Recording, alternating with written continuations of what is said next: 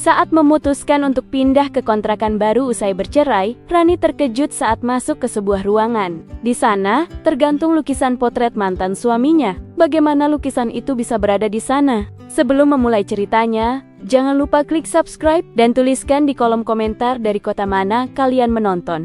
Rani Kartasasmita, dengan usia yang baru menginjak 32 tahun, sudah merasakan kelelahan yang jauh melampaui usianya. Ia adalah seorang desainer interior ternama di salah satu firma arsitektur terbesar di ibu kota. Karirnya meroket, dan namanya dikenal sebagai pembuat tren minimalis yang elegan. Namun, semua pencapaian profesional itu terasa hampa, hanya sekumpulan angka dan pujian di dunia yang asing.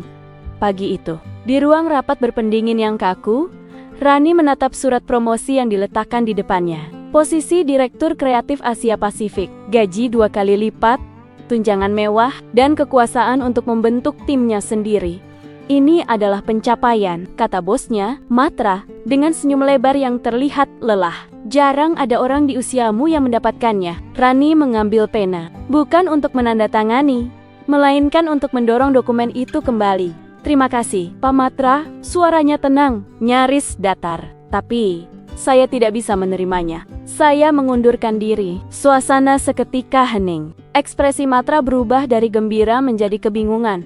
Saya mengundurkan diri dan akan pindah ke kota kecil. Saya mencari ketenangan, bukan uang. Keputusan itu sudah ia yakini. Uang tidak pernah bisa membeli kedamaian yang hilang 4 tahun lalu. Kehilangan itu datang dalam bentuk kecelakaan motor yang merenggut nyawa Bayu. Adiknya, satu-satunya keluarga yang ia miliki sejak kedua orang tua mereka meninggal. Bayu adalah jangkar emosional Rani, pemuda ceria dengan bakat seni luar biasa, yang selalu mengingatkannya bahwa hidup harus dijalani dengan ringan. Kematian Bayu bukan hanya merenggut jiwanya, tapi juga menghancurkan pernikahannya dengan Satria Wijaya. Satria, nama itu masih membawa sisa rasa sakit yang tumpul. Satria adalah seorang pelukis, sosok yang secerah palet warnanya, hangat, penuh tawa, dan selalu tahu cara membuat Rani merasa dicintai. Mereka bertemu di galeri kecil, jatuh cinta di tengah aroma cat minyak dan kopi. Mereka sempat hidup dalam kebahagiaan yang sempurna. Rumah mereka penuh dengan kanvas setengah jadi dan rencana masa depan. Namun, duka Rani setelah Bayu meninggal terlalu tebal. Ia berubah menjadi benteng dingin yang menolak semua kehangatan. Ia menarik diri, mengubur perasaannya di balik jadwal kerja yang tak manusiawi. Ia tidak bisa menangis. Ia hanya bisa menjauh. Ia menjauhi Satria, menjauhi kebahagiaan, dan menjauhi kenangan. Satria tidak menyerah dan terus mencoba. Dia berusaha menembus dinding itu dengan kelembutan, dengan makanan kesukaan Rani, dan dengan sentuhan. Tapi Rani hanya memberinya kesunyian. 2 tahun setelah kematian Bayu, dan setelah 2 tahun hidup dalam rumah yang terasa seperti makam, Satria akhirnya menyerah. Semakin hari tembok yang kamu bangun semakin tebal, sampai aku tidak bisa melihatmu lagi. Mungkin berpisah memang jalan terbaik, kata Satria saat itu. Matanya dipenuhi rasa sakit, bukan amarah. Kata-kata itu masih menghantui Rani hingga sekarang. Setelah 2 tahun hidup sendirian, pasca perceraian, mengumpulkan puing-puing hati yang ia hancurkan, Rani akhirnya memutuskan untuk benar-benar memulai dari awal. Ia memilih sebuah kota kecil di Jawa Barat, jauh dari hiruk-pikuk Jakarta, kota yang sebenarnya sudah menjadi tujuannya setelah pensiun nanti. Kota kecil itu terasa damai dan indah. Dikelilingi bukit-bukit hijau, kota itu tampak seperti lukisan cat air yang kabur. Rani tiba dengan sebuah mobil pick-up yang mengangkut beberapa kotak berisi sisa hidup lamanya. Ia menyewa sebuah kontrakan 2 lantai. Rumah tua bergaya kolonial yang terawat baik, dengan cat putih gading yang sedikit mengelupas, dan dikelilingi taman yang rindang. Pemilik rumah itu adalah Agung, pria berusia 60 tahun yang bertubuh kurus, dengan mata yang selalu tersenyum. Seolah ia menyimpan semua rahasia kecil dunia di balik kerutan wajahnya. Selamat datang Bu Rani, rumah ini pasti senang sekali kedatangan penghuni baru, kata Agung, mengantar Rani berkeliling. Langkahnya pelan namun penuh energi. Semua sudah dibersihkan, tapi karena ini rumah tua, jadi mungkin ada debu kenangan di beberapa sudut. Rumah itu terasa nyaman, jendelanya besar-besar, dan udaranya sejuk. Di lantai atas terdapat 3 kamar tidur dan 1 ruangan kecil di ujung lorong. Saat mereka melewatinya, Agung terhenti.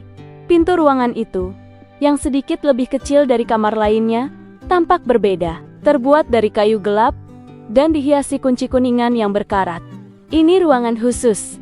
Agung berdeham pelan, menghindari kontak mata. Sudah lama tidak dibuka. Saya sarankan Bu Rani menggunakannya sebagai gudang saja. Jelas ada rahasia di balik pintu itu. Perasaan penasaran Rani, yang sudah lama mati, tiba-tiba hidup kembali. Ini adalah hal pertama yang menarik perhatiannya sejak ia memutuskan pindah. Saya mau melihatnya, Pak Agung, kata Rani. Tekadnya bulat. Agung menghela napas, tersenyum kecil seolah ia tahu segalanya. Ia mengeluarkan kunci dari gantungan kulit lusuh. Kunci itu berputar dengan suara gesekan yang menusuk di keheningan lorong. Agung mendorong pintu kayu itu perlahan. Ruangan itu kecil, kosong, dan dipenuhi aroma kayu yang lama tidak tersentuh dan sedikit bau cat minyak. Satu-satunya benda di dalamnya adalah sebuah kanvas besar yang tergantung di dinding paling terang, seolah sengaja dipajang untuk menyambut. Rani melangkah masuk, jantungnya berdebar kencang. Ia menatap potret itu, dan dunia Rani yang baru saja ia susun di kota itu, tiba-tiba runtuh. Di dalam ruangan itu, tergantung potret besar bergambar wajah Satria Wijaya. Potret itu bukan sekadar lukisan, melainkan cerminan jiwa. Satria yang tersenyum lembut, dengan gaya rambutnya yang masih sama, dan sorot mata hangat, yang dulu menjadi tempat Rani berlindung. Satria di kanvas itu tampak tenang dan damai. Jauh berbeda dari pria yang terakhir Rani lihat di pengadilan, yang matanya dipenuhi kehancuran. Rani mendekat dan mengulurkan tangan yang gemetar. Sentuhan itu tidaklah nyata, hanya pigmen di atas kain, namun rasa perih itu nyata. Di sudut kanan bawah kanvas, ia melihat inisial yang ia kenal di setiap sketsa masa lalu mereka. Ada inisial nama Satria di sana. Di samping inisial itu, tertulis tanggal pembuatan lukisan yang diukir dengan tinta hitam rapi, 23 Maret tahun 2023. Tanggal itu, ia ingat, adalah 3 bulan setelah putusan cerai resmi dikeluarkan. Potret itu, yang seharusnya menjadi simbol kebebasan Satria, kini tergantung di rumah yang baru Rani sewa dan seolah menyambutnya. Sebuah pukulan telak dari takdir yang terasa kejam dan ironis. Agung, yang berdiri di ambang pintu, melihat keterkejutan Rani, meskipun ia tidak bisa melihat detail wajahnya. "Oh, itu," kata Agung, suaranya kembali ramah seperti biasa. "Pelukisnya memang pernah tinggal di sini, namanya Satria Wijaya kalau tidak salah. Pria yang baik, pendiam, tapi ramah. Dia menyewa rumah ini selama 8 bulan. Tapi dia pergi tiba-tiba. Dia bilang akan mencari inspirasi baru. Lukisan ini saja yang ditinggalkannya. Kalau Bu Rani tidak suka, saya akan membawa lukisan itu." Agung menghela napas. Tidak menyadari bahwa ia sedang bercerita tentang mantan suami Rani. Dia bilang, "Mungkin suatu hari, lukisan ini akan bertemu dengan pemilik aslinya." Katanya, lukisan ini adalah simbol penyembuhan sekaligus kebangkitan untuk dirinya. Rani seketika terdiam. Tenggorokannya tercekat. Matanya terasa panas. Ia menelan semua emosi itu, membiarkan dinginnya tembok yang dulu ia bangun kembali menahannya. Ia tidak mengatakan apa-apa. Ia tidak mengungkapkan bahwa ia mengenal pemilik asli lukisan itu lebih dari siapapun. "Baiklah Pak Agung," kata Rani, membalikkan badan dengan susah payah. "Biarkan potret itu tetap di sana. Mungkin saya memang harus menjadi pemilik barunya, sebagai simbol awal yang baru." Agung mengangguk. Senyumnya bijak. Ia hanya bergumam, "Semoga saja. Selamat beristirahat Bu Rani." Rani tahu ini bukanlah kebetulan. Dari sekian banyak rumah, dari sekian banyak kota, ia menempati rumah yang sama, ruangan yang sama, tempat Satria memilih untuk mengasingkan diri dan menyembuhkan luka yang sama-sama mereka rasakan. Rani mulai menata kontrakan itu dengan sepenuh hati. Ia menyalurkan semua rasa bersalah dan kehilangan yang selama ini ia tekan melalui kegiatan fisik. Ia mengecat ulang dinding dari warna gading kusam menjadi putih bersih yang tajam. Ia membersihkan lantai kayu hingga berkilau. Di halaman belakang, ia mencabut gulma, menanam lavender dan mawar putih. Merawat bumi dengan harapan ia bisa merawat jiwanya juga. Kegiatan fisik itu menguras tenaganya, membantunya tidur nyenyak untuk pertama kalinya dalam bertahun-tahun. Namun setiap malam, ia selalu kembali ke ruangan potret di lantai atas. Ruangan itu kini bersih dan terang, kecuali satu dinding yang tetap didominasi oleh wajah Satria. Rani akan duduk di lantai kayu, menyandarkan punggungnya ke dinding dingin, dan berbicara. "Kamu tahu, kenapa aku menolak promosi itu?" bisiknya ke wajah yang tersenyum. "Aku sudah tidak tahan lagi dengan orang-orang yang pura-pura bahagia di gedung kaca. Aku dulu juga seperti itu. Kenapa kamu harus pergi ke sini? Kenapa kamu tidak mencari tempat yang baru, yang jauh dariku? Kenapa harus rumah ini yang sekarang aku tempati?" Rani menceritakan penyesalannya, kebodohannya, dan rasa sakitnya. Ia mengenang Bayu, Satria, dan dirinya di masa lalu. Ia menyadari bahwa ia tidak hanya kehilangan adiknya, tapi ia juga menggunakan kehilangan itu sebagai senjata untuk menjauhi satu-satunya orang yang masih mencintainya. "Aku menyakitimu karena aku tidak tahu bagaimana cara berhenti terluka," bisiknya suatu malam. Air mata akhirnya mengalir setelah bertahun-tahun ia menahannya. "Aku terlalu takut menjadi lemah. Aku membangun tembok, Satria, dan tembok itu membunuh kita." Ia teringat kata-kata terakhir Satria saat mereka berpisah. Satria tidak pernah menyalahkannya. Ia hanya menyatakan fakta. "Semakin hari tembok yang kamu bangun semakin tebal, sampai aku tidak bisa melihatmu lagi." Mungkin berpisah memang jalan terbaik. Saat itu, Rani mengira perpisahan adalah hukuman. Sekarang, ia sadar perpisahan adalah penyelamatan. Kesempatan bagi mereka berdua untuk menarik napas di tempat yang berbeda sebelum kembali bertemu. Beberapa hari setelah pengakuan emosional itu, Rani membersihkan potret Satria dengan hati-hati. Ia merasa harus memberikan penghormatan pada karya seni yang kini menjadi teman curhatnya. Ia melepas potret itu dari dinding untuk menyeka debu di bingkai kayu yang tebal. Saat mengangkatnya, ia merasakan sesuatu yang kecil dan tipis menempel di belakang kanvas. Rani meraihnya. Itu adalah amplop kertas daur ulang kecil, disegel dengan selotip kertas yang rapuh. Tangannya gemetar saat ia membuka amplop itu. Di dalamnya ada selembar kertas lusuh dengan tulisan tangan Satria. Ia mengenali goresan pensil yang tertekan kuat di beberapa tempat, menunjukkan emosi yang mendalam saat menulisnya. Isi pesan itu hanya beberapa baris, tetapi memiliki kekuatan yang luar biasa. "Jika kamu menempati rumah ini, perlakukan rumah ini dengan baik. Dan jika kamu sudah siap dengan keajaiban baru, bukalah jendela ini." Tulisan itu milik Satria. Tak salah lagi. Ia ingat Satria selalu percaya pada keajaiban dan selalu menggunakan frasa itu untuk hal-hal kecil, seperti menemukan tempat kopi yang enak atau melihat pelangi setelah hujan. Namun, kalimat itu juga aneh. Kenapa Satria menulisnya seolah ia tahu kalau Rani akan tinggal di sana? Ataukah Satria hanya menulisnya tanpa memedulikan siapa penghuni selanjutnya? Rani segera menemui Agung di rumah sebelah, yang tampak sedang menyirami anggrek di teras depannya. "Pak Agung," kata Rani, menunjukkan amplop kecil itu. "Ini dari Satria, mantan penghuni rumah saya." Agung menatap amplop itu, senyumnya tidak berubah. "Ah, Pak Satria memang suka menyimpan rahasia kecil di dalam rumah itu." Dia bilang, "Ini untuk penghuni rumah yang baru Pak Agung. Katakan padanya untuk sabar, dan jangan takut pada keajaiban." Rani menahan napas. "Pak Agung, entah Bapak sudah tahu atau belum, tapi saya dan Satria dulunya adalah sepasang suami istri yang kini sudah bercerai. Apakah ini hanya kebetulan saya menempati rumahnya? Atau apakah Bapak telah mengaturnya?" Agung tertawa pelan.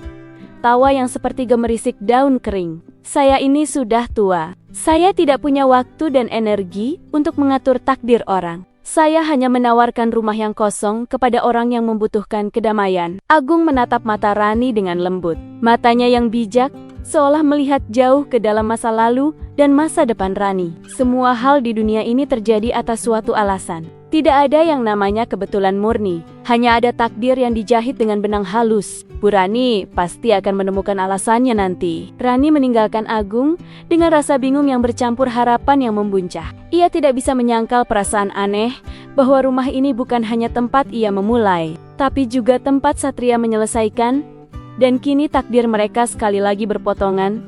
Beberapa hari kemudian, Agung datang lagi, tidak dengan amplop, melainkan dengan selembar-selebaran berwarna cerah. "Bu Rani, saya tahu Bu Rani senang dengan hal-hal yang indah," katanya. "Ada pameran seni lokal di Balai Kota minggu ini. Pelukisnya berbakat sekali. Anda harus datang." Rani menerima selebaran itu. Ia memang perlu keluar dari lingkungan rumah. Pameran itu digelar di aula komunitas yang remang-remang, dihiasi dengan lukisan-lukisan abstrak berwarna-warni yang berani. Rani berjalan perlahan, menikmati kedamaian yang diberikan oleh seni. Ia berhenti di depan sebuah lukisan pemandangan malam yang gelap, tetapi memiliki titik cahaya yang kuat. Lukisan itu terasa familiar, memiliki sentuhan emosional yang ia kenal saat ia membalikkan badan. Rani melihatnya. Pria itu adalah Satria. Dia berdiri tidak jauh darinya, berbicara santai dengan seorang wanita yang Rani duga adalah kurator galeri. Satria masih tampan, seperti yang ia ingat, tetapi tampak lebih matang, garis senyumnya sedikit lebih dalam. Dan matanya kini memancarkan ketenangan yang belum pernah Rani lihat saat mereka bersama. Mereka akhirnya saling menatap. Waktu seolah berhenti, suara keramaian, musik lembut, dan bisikan di sekitarnya menghilang. Hanya ada Rani dan Satria di tengah aula yang hening. Satrialah yang pertama tersenyum. Senyum tulus yang membuat hati Rani terasa sakit sekaligus damai. Rani menarik napas dalam-dalam, mengumpulkan keberanian yang telah ia dapatkan dari bulan-bulan kesendiriannya. Ia melangkah mendekat. "Satria," bisiknya, suaranya parau. Satria memutar badannya sepenuhnya. "Rani, bagaimana kamu bisa ada di sini?" "Aku menemukan lukisanmu," kata Rani pelan, "dan juga catatanmu." Mendengar kata-kata itu, senyum Satria menjadi lebih lembut, namun juga ada kesedihan yang samar di sana. "Aku tahu suatu hari rumah itu akan menemukan penghuni yang tepat, dan secara kebetulan penghuni itu adalah kamu," jawab Satria. Ia menjelaskan bahwa ia sengaja meninggalkan potret itu. "Potret itu adalah simbol," katanya, menatap lukisan pemandangan di belakang Rani. "Itu adalah potret diriku setelah kamu pergi. Potret diriku yang baru, yang sudah selesai dengan duka dan kesendirian. Aku meninggalkannya di sana agar aku tidak bisa kembali. Itu adalah penutupan bagiku. Aku senang kamu menemukannya. Aku senang kamu sudah tiba." Rani merasakan matanya berkaca-kaca. Tetapi kali ini, itu adalah air mata pemahaman. "Maafkan aku, Satria," Rani berkata. Kata-kata itu terasa berat, tetapi membebaskan. "Maafkan aku atas semua kesalahanku. Atas cinta yang dulu terlalu sempit, penuh dinding, dan tidak memberimu ruang. Aku tahu, aku menghancurkan kita." Satria menghela napas. Kini menatap Rani sepenuhnya. "Kamu tidak menghancurkan kita sendirian. Aku juga menghancurkan pernikahan ini. Aku menaruh beban terlalu besar padamu. Aku terlalu memaksamu untuk sembuh. Aku tidak memberimu ruang untuk bersedih sendiri." "Kita sama-sama terluka," kata Rani. Bibirnya bergetar. "Dan kita sama-sama berlari ke tempat yang sama untuk menyembuhkan diri." Rani menatap Satria. Tidak ada lagi tembok, hanya kejujuran yang nyata di antara mereka. "Datanglah ke rumahku setelah pameran selesai," kata Rani. Suaranya kini lembut, tetapi penuh harapan. "Rumahmu, rumahku, rumah kita." Satria tersenyum, lalu mengangguk. "Untuk membuka jendela bersama, seperti yang ada di catatanmu," tambah Rani. Sore itu, menjelang matahari terbenam, mereka berdua kembali ke kontrakan. Satria menaiki tangga dengan keakraban yang membuat Rani tersenyum kecil. Ia sudah lama tidak merasakan kehangatan yang mendalam ini. Mereka berdiri di ruangan potret. Satria menatap lukisannya sendiri yang kini disinari cahaya sore. Saat menulis catatan itu, "Apakah kamu benar-benar menyangka aku akan menempati rumah ini?" tanya Rani. "Aku ingat dulu kamu sering mengatakan ingin tinggal di kota ini setelah pensiun," jawab Satria, suaranya rendah. "Jadi aku berharap kamu bisa menemukan rumah ini." Rani berjalan ke jendela yang dimaksud Satria dalam catatannya. Jendela itu besar, menghadap ke bukit-bukit yang berwarna keemasan karena matahari. Jendela itu masih tertutup rapat dan kuncinya berkarat. Satria mengeluarkan kunci lipat dari sakunya, kunci tua yang selalu ia bawa. Ia memutar kunci, lalu mendorong bingkai kayu itu. Angin berembus masuk, membawa aroma dedaunan basah, tanah yang baru digemburkan, dan bunga lavender dari taman yang baru Rani tanam. Aroma itu adalah simbol kehidupan baru, percampuran antara akhir dan awal. Mereka berdiri di sana, di tengah ruangan yang dulunya penuh duka dan rahasia, membiarkan angin membelai rambut mereka. Di antara mereka tidak ada kata-kata, hanya ada pemahaman yang dalam. Mereka telah melalui kegelapan, dan kini mereka berdiri di hadapan cahaya. Saat mereka masih menikmati hening yang nyaman itu, terdengar ketukan di pintu bawah. Agung muncul di ambang pintu ruangan, membawa sebuah kardus yang sudah usang. "Maaf mengganggu momen romantis," kata Agung seraya terkekeh. "Tapi saya rasa ini adalah saat yang tepat. Saya menemukannya saat merapikan gudang saya sendiri." Agung meletakkan kardus itu di lantai. Di dalamnya ada sebuah replika rumah dari kayu buatan tangan yang sangat detail. Rumah itu bergaya kolonial dan cukup mirip dengan rumah kontrakan yang Rani sewa. Rani menatap replika itu, matanya melebar. Ada sesuatu yang sangat familiar dari ukiran kayu itu. Sentuhan seni yang kasar namun penuh perhatian. Agung menunjuk ke bagian bawah replika, di mana terdapat ukiran kecil, tanda tangan si pembuat. Di sana tertulis Bayu Kartasasmita. Rani tersentak, tangannya menutup mulut. Air matanya kini benar-benar tumpah. Namun kali ini, itu adalah air mata keajaiban. "Tidak mungkin," bisiknya. "Bukankah ini milik adikmu?" tanya Agung lembut. "Saya membeli replika ini sekitar 5 tahun lalu. Di acara donasi seni. Saya hanya menyukainya. Saya baru menyadari hubungannya saat saya melihat nama keluarga yang sama di KTP Anda, Kartasasmita. Kebetulan yang aneh, Bayu adalah mahasiswa seni. Ia suka membuat model-model arsitektur. Rumah replika yang ia buat itu adalah rumah impiannya, rumah kolonial sederhana yang ia pernah lihat di majalah lama. Dan Bayu meninggal tak lama setelah membuat karya itu." Satria mengambil replika itu dan menatapnya. "Rani, ini rumah impian kita dulu. Bayu pernah menunjukkan sketsa ini padaku. Dia mengatakan akan membuatkan replika rumah ini agar kita punya tempat untuk bernapas. Dia membuatnya sebelum kita menikah." Rani menyadari segalanya. Satria pindah ke rumah ini karena ia mencari ketenangan. Dan mungkin, tanpa sadar, ia tertarik pada rumah yang sama yang direplikasi oleh Bayu. Agung membeli replika itu karena mirip dengan rumahnya. Rani pindah ke rumah itu, bertemu dengan potret Satria, menemukan pesan tersembunyi, dan kini bertemu kembali dengan Bayu melalui seni. Semua itu bukan kebetulan. Semua peristiwa itu seperti dijahit oleh takdir dengan benang halus. Bayu, adik yang ia tangisi, telah menjadi arsitek tak terlihat yang mengatur pertemuan mereka. Ia memberikan mereka rumah secara fisik dan metaforis, tempat mereka bisa bernapas. Beberapa bulan berlalu dengan cepat, seperti angin sejuk di kota itu. Hubungan Rani dan Satria kembali membaik, dibangun bukan di atas gairah yang membakar, melainkan di atas pemahaman yang matang dan rasa syukur yang dalam.